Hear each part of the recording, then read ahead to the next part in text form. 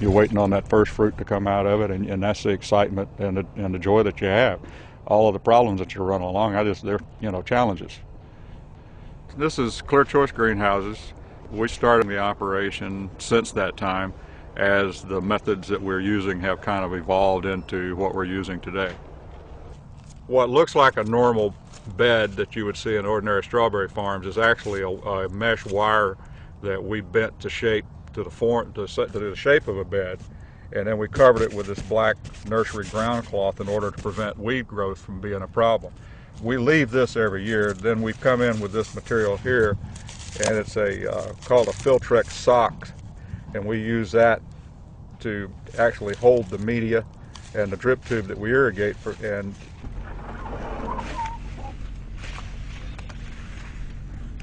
organic strawberries, which is what we produce here, obviously, what it means is that we meet the criteria that the National Organic Standards Board set up back in the 90s for us to meet in order to be called certified organic. There's a set of standards that the National Organic Plan mandates through USDA that we have to abide by. The main thing with organic farming is that you don't have the real effective fungicides or any kind of pesticides to use.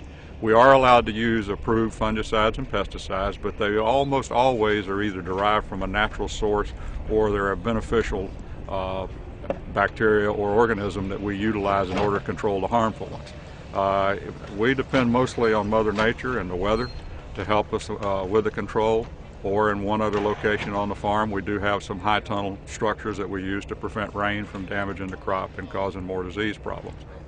And this variety, there's a good reason for it being underneath this roof. It is very susceptible to rain damage. If we have these outside like I did last year, I had about 1 acre as a trial, we get a heavy rain and we'd lose 2 or 3 pickings. I needed a challenge. I wouldn't have come back into the strawberry business conventionally.